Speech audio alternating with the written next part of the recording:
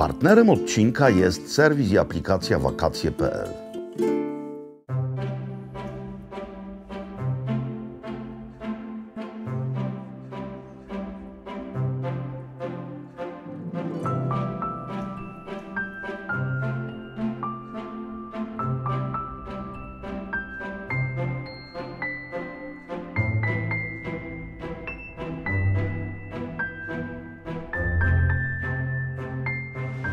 Skoro przyszedłem na ten świat 12 sierpnia 1963 roku, oznacza to, że przeżyłem dotychczas 22 383 poranki. Czuwaj. I ten dzisiejszy zapamiętam do końca. Zapach świeżo parzonej kawy, szum rzeki. Dobry Boże, jestem u wrót kolumbijskiej Doliny Cocora.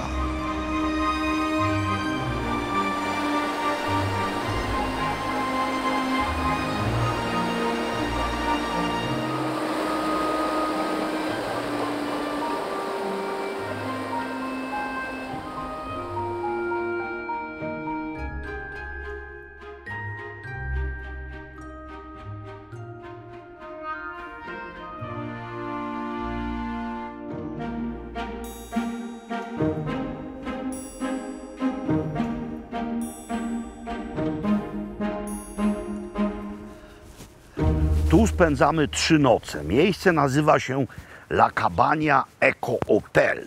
No jest to rodzaj agroturystyki, jest to rzecz jasna hacienda, bo jest to gospodarstwo, ale jest to coś więcej. To jest finka albo też estancia, czyli gospodarstwo, posiadłość i fragment tej posiadłości jest dla turystów.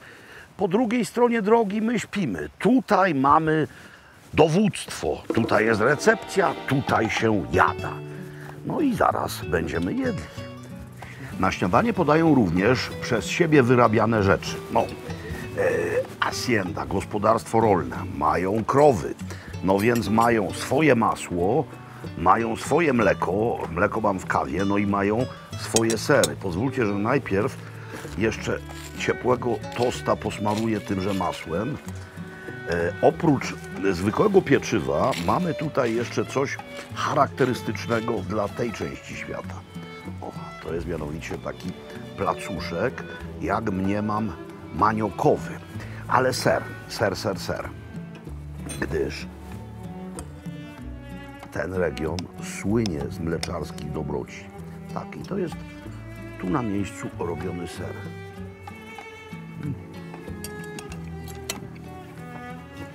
Wspaniały, słodki, strzelający w ustach konsystencją i smakiem nieco przypomina bunc, tylko że prawdziwy bunc jest owczy, to jest rzecz krowia.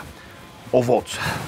Owoce przez cały rok, no więc nie ma tutaj w zasadzie soków z kartonu. Świeżo wyciskany soczek, świeże owoce, truskawki przez cały rok. Truskawki w połączeniu z mango i z ananasem to będzie rzecz dobra. No i huevos fritos, czyli jaja smażone. Omlety jadłem przez ostatnie dni kilka, więc teraz zwykłe smażone jaja, no tak w takiej foremce usmażone. Sprawdźmy, czy trzeba je posolić. Na szczęście nie ma tu zwyczaju torturowania jajek smażeniem dwustronnym. Na Jamajce wszędzie smażyli jajka sadzone najpierw z jednej strony, potem z drugiej. To było nieznośne. Gospodarstwo, prace trwają, tam panowie piłują, tutaj coś naprawiają. To jest po prostu żywy organizm, niesolone. No więc tyle na razie śniadaniowych doznań.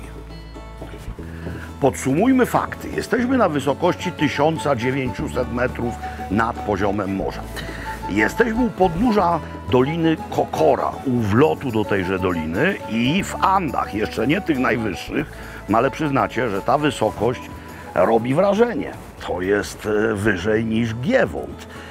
1900 metrów, w związku z tym klimat bardzo stabilny. Stabilność polega na tym, że pada niemal codziennie, czasami mniej, czasami bardziej. Temperatura niezmienna przez cały rok. Mianowicie w dzień maksimum to 24-25, jak wyjdzie słońce, tak to 20, w nocy mniej więcej 16. Dawne wulkany, więc wulkaniczna gleba, zatem szaleńcza wegetacja przez rok cały właśnie. Mnóstwo kwiatów, koliberki, wyżej kondory, ale tutaj rolnictwo pełną gębą, pastwiska, na pastwiskach bydło. Jak bydło, to i mleko. Pokazywałem Wam na śniadaniu ser, który był doskonały.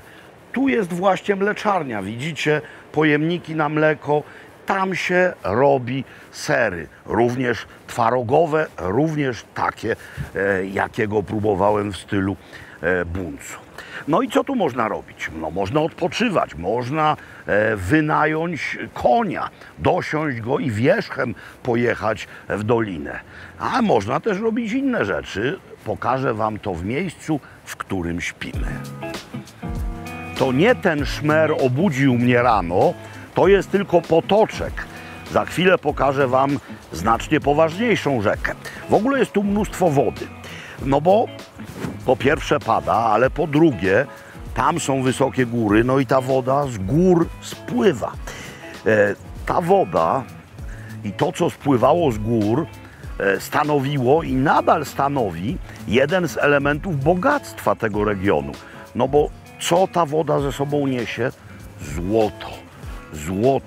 Złoto spływa w tej wodzie i właśnie tutaj do dzisiaj zresztą Kolumbia jest poważnym producentem złota. Płucze się to, co woda niesie i złoto pozyskuje.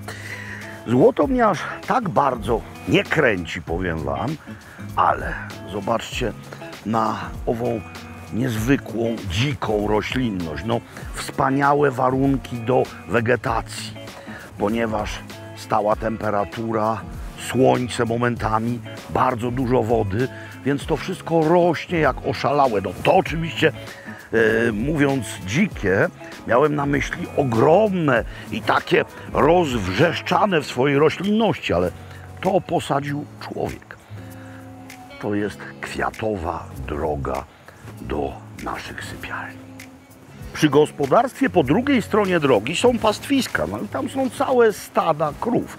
Ale jedna z pierwszych rzeczy, jaką zobaczyłem po przebudzeniu, wyszedłszy tu na taras i spojrzawszy w tamtą stronę, to dostrzegłem owo wzgórze, bardzo strome, z takimi małymi tarasikami, ale kiedy wzrok się do tego przyzwyczaił, to dostrzegłem również mnóstwo krów. No zobaczcie, one tam dalej są i to są krowy alpinistki, to jest taki spadek i one sobie z tym radzą, a przecież ich odnóża nie są wyposażone w botas españolas. To są botas robione na zamówienie w Quito, w El Palacio de las Botas Españolas. Botas Españolas, caballeros. To właśnie ów szum mnie obudził. Rio Quindio, rzeka, która jest jednym z najważniejszych elementów miejscowego ekosystemu. Mówiłem już o wysokości, mówiłem o Dolinie Cocoro, ale nie wspominałem, że ten fragment Kolumbii zwany jest trójkątem kawowym. Poza rolnictwem pod postacią wypasu bydła mamy tutaj plantację kawy. Tym się zajmiemy jutro. Ale owe plantacje kawy udają się, kawa się tu udaje nie tylko z powodu stałej temperatury, nie tylko z powodu łagodnego klimatu, nie tylko z powodu opadów deszczu, również z powodu dostatku wody, którą niesie rzeka i inne strumienie. Krystalicznie czysta woda, w dodatku mająca w sobie cząsteczki złota. To jest kręgosłup tego miejsca. I tutaj można usiąść, można się tu kąpać. To jest bardzo blisko naszych sypialni. Nasz domek składa się z 4 sypialni, jest również kuchnia. Jak się wynajmuje całość, to ta kuchnia jest również do dyspozycji, jeśli chcemy sami gotować. Bardzo ważnym elementem wyposażenia jest zewnętrzny ekspres do kawy, który co rano ktoś uruchamia. Nie wiem kto, bo obudził mnie nie tylko, jak już wiecie, szum rzeki, ale również zapach kawy. No mamy tutaj, przed chwilą przechodziłem obok tego miejsca, na ognisko, mamy hamaki, mamy maty do jogi, mamy przewodniki przeróżne w różnych językach, również takie dotyczące tutejszej przyrody. Kolumbia, jeśli chodzi o bioróżnorodność, po Brazylii jest potęgą, najbardziej bioróżnorodnym miejscem na świecie. Niepoliczalne w zasadzie gatunki ptaków i innych stworzeń.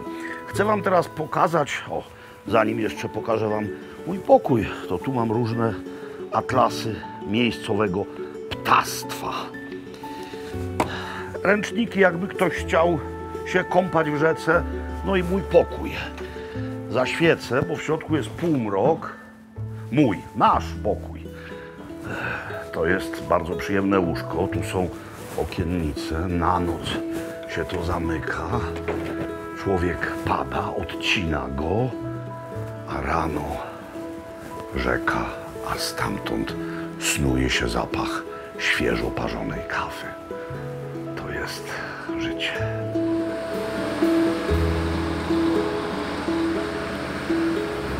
Jedziemy do najbliższego miasteczka, które nazywa się Salento, a jedziemy lokalną taksówką. Tak tutejsze taksówki wyglądają. Jak chce się mieć klimatyzację, to trzeba zrobić rzecz następującą. Po prostu wystawić łeb, uważając na gałęzie.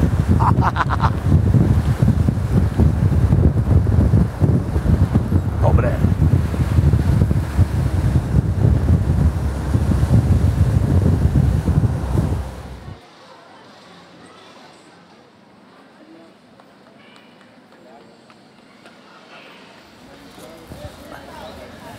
Jesteśmy. Główny plac Salento. Jakżeż on może się nazywać? Nie jest to trudna zagadka. Plaza Bolivar, rzecz jasna. To tu. Simón Bolívar, czyli El Libertador, był w Salento 5 stycznia 1830 roku. W tej chwili jest cały czas, prężąc się dumnie na pomniku i dzierżąc groźnie szable. Zwróćcie uwagę na architekturę. Ona jest niezwykle podobna do architektury wiejskiej albo też małomiasteczkowej w kraju Basków. Tak, ponieważ kiedy przyszli tutaj Hiszpanie, no to ludność autochtoniczna, Indianie, w dużej liczbie zmarli wskutek chorób przywiezionych przez konkwistadorów. Ale ci osadnicy z Hiszpanii, z Europy, to byli najczęściej Baskowie, no bo z gór w góry. Tutaj rolnictwo, tutaj pasterstwo, hodowla bydła i tym właśnie Baskowie zajmowali się i zajmują do dzisiaj również w Hiszpanii, więc tutaj się osiedlili, dlatego też te domy właśnie tak wyglądają. Jest jeszcze jedna bardzo ciekawa hipoteza na niegdysiejszy wpływ hiszpański dotycząca kroju tutejszego poncza. Otóż pasiastość owego poncza i jego frędzelkowatość przypomina nieco modlitewne szale żydowskie. I są tacy, którzy twierdzą, że właśnie tutaj przybyli również Żydzi sefardyjscy, prześladowani w Hiszpanii przez królów katolickich Izabelę i Ferdynanda. Musieli się przechrzcić albo wyemigrować. No tutaj pewnie też się musieli przechrzcić, ale było bardzo daleko od metropolii, więc łatwiej im było zachowywać swoją wiarę. I podobno te szale, które ze sobą przywieźli, miały tak ważny wpływ na wygląd miejscowego poncza. Jeśli będziecie w Salento, nie z wycieczką zorganizowaną, a chcecie sobie coś tutaj załatwić, to jest miejsce, w którym załatwicie wszystko. To jest budka, która ogarnia wycieczki w głąb Doliny Kokora, ogarnia noclegi, ogarnia wynajem tych jeepów, taksówek. To jest miejsce odwiedzane bardzo licznie, nie tylko przez turystów zorganizowanych, takich jak my, ale przede wszystkim przez ludzi, którzy podróżują po świecie z plecakami.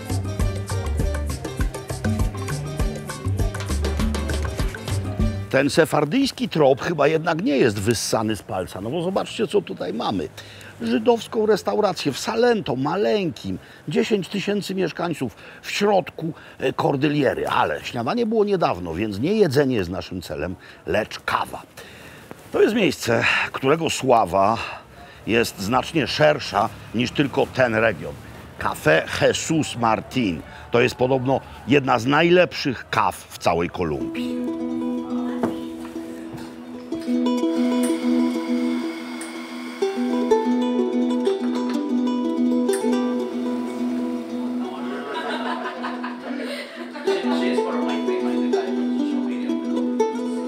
To jest naprawdę niepowtarzalna okazja, by napić się kawy, za którą odpowiadają od samego początku do samego końca ci sami ludzie. Jesus Martín to jest nazwa kawiarni, ale to jest również imię i nazwisko plantatora kawy. I oni wszystko sami robią, czyli kultywują kawę, uprawiają, zbierają, suszą, fermentują i tak dalej. Temu procesowi przyjrzymy się jutro. No i w końcu odpowiedni ludzie zatrudnieni przez tegoż właściciela ową kawę parzą. Parzą ją na różne sposoby. Ja poprosiłem o taką parzoną we włoskim stylu, to jest cappuccino, ale jak mi powiedziano, nie ma tak dobrego drugiego cappuccio w całym kraju. Yo soy Jesús y mi hijo es Martín. Jesus Martín to może być imię i nazwisko, ale w tym wypadku nie jest. Poznaliśmy właścicieli.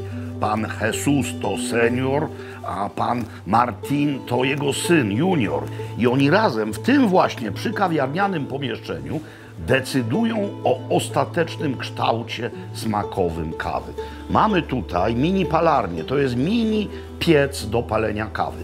Zamawiają różne kawy odmiany, niepalone, następnie w różny sposób je palą, próbują, wypluwają, by do filiżanek ostatecznie trafił najlepszy produkt.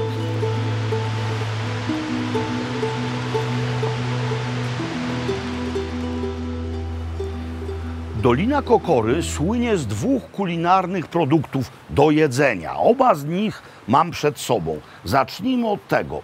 Ogromne, zielone banany. Znacznie większe niż w innej części kraju. Platanos. Ale jest inna nazwa, bo musielibyśmy to na polski przetłumaczyć jako platany.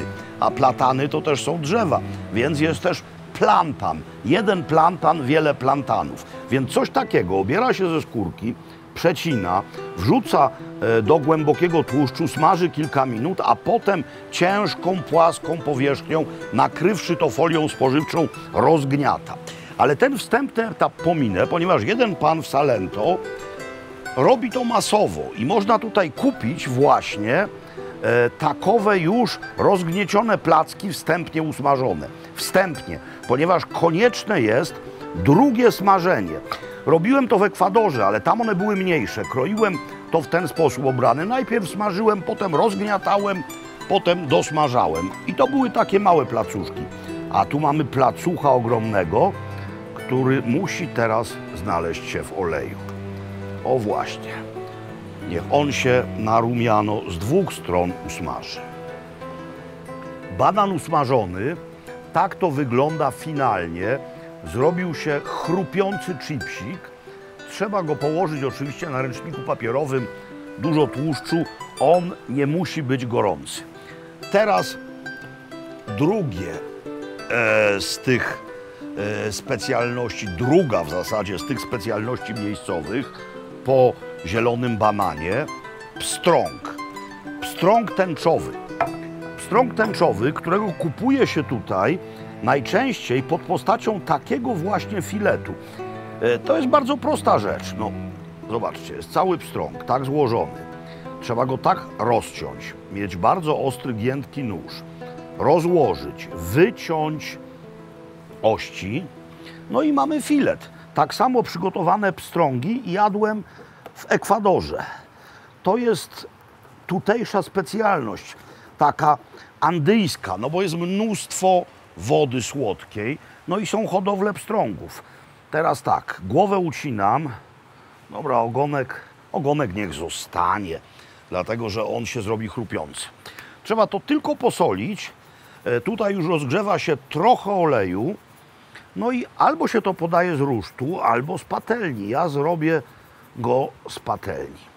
Nasolony, ryba musi być dobrze nasolona i teraz najpierw przez parę minut usmaży się nie skórą do dołu, tylko mięsem do dołu. O, tutaj sobie bardzo ładnie chwyci.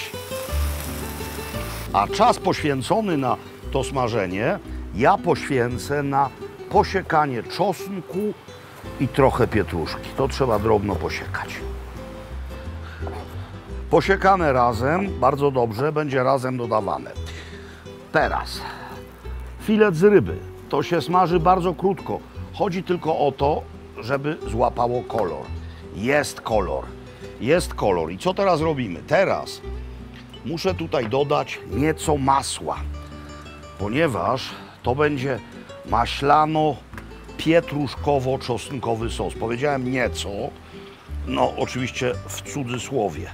Masło też musi na to wejść, ono się zaraz rozpuści i to wszystko już musi tylko złapać od spodu kolor. I teraz dodajemy tutaj pietruszkę z czosnkiem.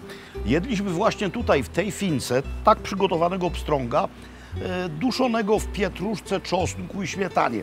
Też niektórzy używają białego wina, ale to jest najprostsze i najlepsze, co może być. O. I teraz się dosmaży, czosnek lekko złapie kolor, będziemy jedli. O, i oczywiście w trakcie smażenia, to jest naprawdę krótka akcja, polewamy to masłem, polewamy to czosnkiem, nie dopuszczamy do zrumienienia czosnku, to tylko ma zacząć pachnieć. No i to jest gotowe, to jest gotowe. Zatem tak, mamy pstrąga. Takie filety z pstrąga to jest rzecz doskonała. Powiadam wam, można to bez problemu samemu zrobić. Ale to nie wszystko. Mamy tutaj ów plantanowy chipsik. Posuń się pstrągu trochę, bo tak centralnie leżysz. O, mamy plantanowy chipsik i mamy coś jeszcze. Miejscową wersję pico de gallo, czyli taka salsa robiona na zimno. Bardzo drobno posiekana cebulka, trochę pomidora, bardzo dużo kolendry i ów chips właśnie z tym smakuje wybornie. Kładę tylko w jednym miejscu, bo to się robi teraz tak. O, to się łamie, czerpie i sięga po rybę. Zanim po nią sięgnę, chcę, byście to jeszcze raz w całej okazałości zobaczyli. Doskonała kuchnia nie musi być skomplikowana.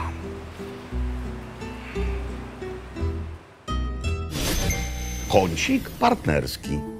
A teraz słów kilka o naszym partnerze. Serwis wakacje.pl to miejsce, w którym porównać można tysiące ofert biur podróży, które proponują wyjazdy do niemal każdego zakątka świata. Z aplikacją wakacje.pl można wybrać odpowiadający nam kierunek niezwykle wygodnie, w dowolnej chwili w swoim telefonie. A od niedawna serwis wakacje.pl proponuje również nowy kierunek, nowy czarter bezpośredni. Warszawa, Cartagena, Kolumbia. Tak więc lista kierunków jest coraz dłuższa. Koniec kącika partnerskiego. Buenos dias, nasz drugi poranek u wrót Doliny Kokora. Jest dokładnie godzina 9, bowiem na ową godzinę umówiliśmy się, by środek transportu miejscowy, który już znacie, tutaj po nas podjechał. Amerykańskie jeepy z demobilu, one mają po 70 lat, ale służą, wiernie służą. Ładujemy się na pakę i tym razem jedziemy w serce owej doliny.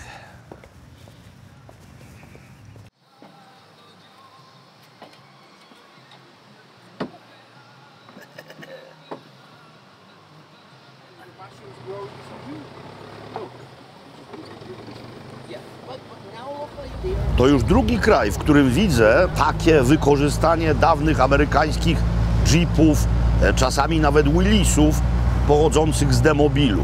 Pierwszym były Filipiny. Tam jako taksówki miejskie w Manili na przykład służą tak zwane jeepneje, ale tamtejsze pojazdy mają tylko formę jeepa, zważywszy na chłodnicę, często oryginalną. Cała reszta to już jest wymysł lokalnych konstruktorów. Silniki, kształt, etc.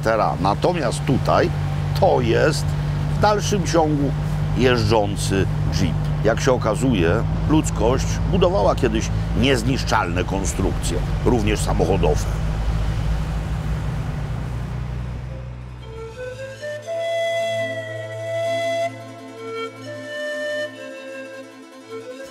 Jesteśmy już na terenie Parku Narodowego, Park Narodowy Kokora. Tam w dole jest parking, są stragany, toalety, kawa i tak dalej.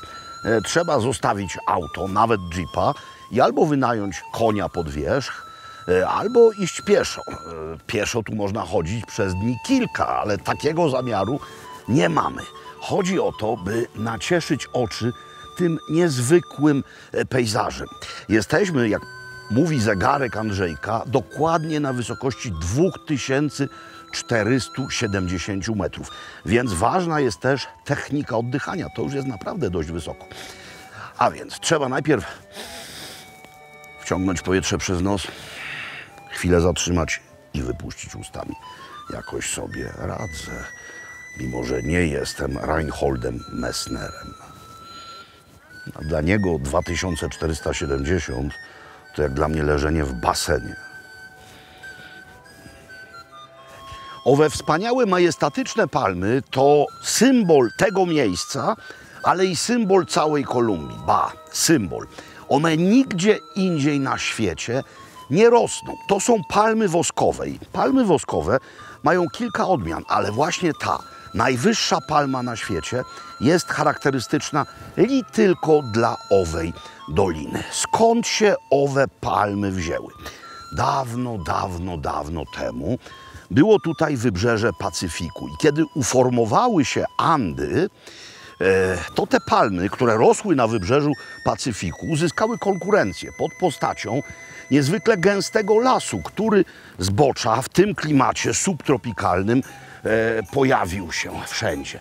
I one nie miały dostępu do światła, więc musiały się wybić. Stąd wyrosły ponad korony drzew. Tu mamy je właśnie w takiej postaci, ale obok mamy je w postaci jeszcze piękniejszej, choć stworzonej przez człowieka. No bo człowiek zrobił tutaj pastwiska, gospodarka pasterska, więc mamy trawę pastwiska i owe niezwykle majestatyczne drzewa. Palmy woskowe. Dlaczego woskowe? Ponieważ ich kora jest pełna substancji, która właśnie wosk przypomina i ma podobne do wosku zastosowania. Jeszcze raz podkreślę. To drzewo w takiej formie występuje tylko w jednym miejscu na świecie i to jest właśnie to miejsce. Cudo prawdziwe. Tę okolicę zamieszkiwał kiedyś lud Kimbadża, który w bardzo specyficzny sposób do bardzo określonych celów wykorzystywał ową woskopodobną substancję z palm. Chodzi o tak zwaną technikę traconego wosku, którą Kimbadża przejęli najprawdopodobniej od Azteków. Otóż brało się to z palmy albo też z siedlisk pszczelich, chodzi o dzikie pszczoły rzecz jasna, i formowało w pożądany kształt. Następnie ten kształt otaczało mokrym piaskiem, roztapiało złoto. Złota, jak już mówiłem, w tych wodach jest mnóstwo. Robiło dziurkę i wlewało do środka owo roztopione złoto. Wtedy wosk wyparowywał, no i powstawała pożądana rzeźba czy też puzderko. Zresztą w Muzeum Złota w Bogocie, najwspanialszym muzeum złota na świecie, można zobaczyć prawdziwe arcydzieła właśnie stąd, przez Kimbadża zrobione, pochodzące. No i tak, nie przyjeżdżają na ten parking wielkie autobusy, ludzi tutaj widać, ale ta część parku to w dalszym ciągu jest również gospodarka pasterska. Jest tu cicho, spokojnie. Jak zadrzemy głowę, to czasami możemy dostrzec papugi. Bardzo specyficzny gatunek papug, który żyje w symbiozie z palmami woskowymi. Jeden gatunek papug i jeden gatunek tukanów, a dookoła, ponad szczytami, majestatycznie latają kondory.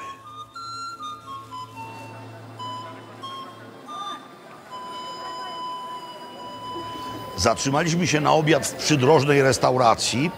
No i chcę wam teraz pokazać, że nie ściemniałem.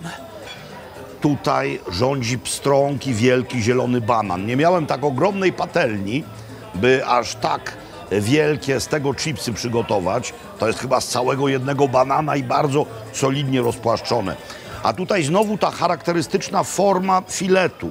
Czyli zobaczcie, tu się zaczyna, tu się kończy. Jest z głową, ale to jest zapieczone.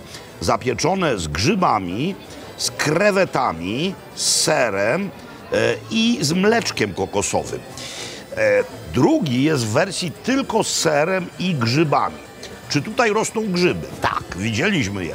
Ale to nie są takie grzyby, które da się spożyć bez żadnych konsekwencji. No więc sprowadzają tutaj po prostu pieczary. A to, jakby ktoś miał coś przeciwko filetom z pstrąga, w co nie wierzę, ale na wszelki wypadek pokazuję. Żeberka wcześniej wędzone, a potem grillowane w sosie barbecue. Moi drodzy, pstrążek to jest mój wybór. Pstrążek w takim tropikalnym stylu przygotowany, czyli mamy tu połączenie mare e monti, no bo mamy morze tropikalne, mleczko kokosowe, krewety, a do tego słodkowodną rybę z gór.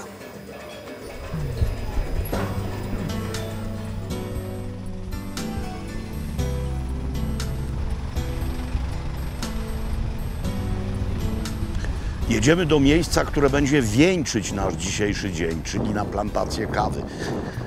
Ale generalnie ów krajobraz tutaj zachwyca.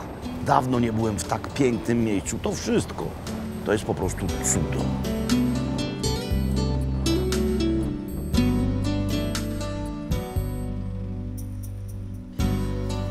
Ta kawowa finka, czyli kawowa plantacja, kawowe gospodarstwo, nazywa się La Abundancia, czyli obfitość. No i rzeczywiście mamy tutaj mnóstwo rzeczy. Poza krzewami kawowca mamy również bananowce, mamy mandarynki, no obfitość wszystkiego. Ale skupmy się na kawie. Skąd się wzięła kawa? Kawa wzięła się z Etiopii. Etiopia to jest ojczyzna kawy. Skąd się wzięła w tej części świata? No najpierw Francuzi przywieźli ją na Haiti, które było francuską kolonią. Z Haiti trafiła do Wenezueli. I pewien ksiądz z Wenezueli został przeniesiony na misję do Kolumbii. I niezwykle tęsknił za kawą, więc przywiózł ziarna kawowca i rozdawał je w trakcie spowiedzi jako pokutę, każąc je sadzić, żeby mieć na miejscu w Kolumbii kawę. No i tak właśnie kawa zaczęła rosnąć w Kolumbii. Nie jest to bajka, to nie jest nawet legenda, to jest prawda. Teraz tak, według prawa wolno tutaj uprawiać jedynie kawę z rodziny arabiki.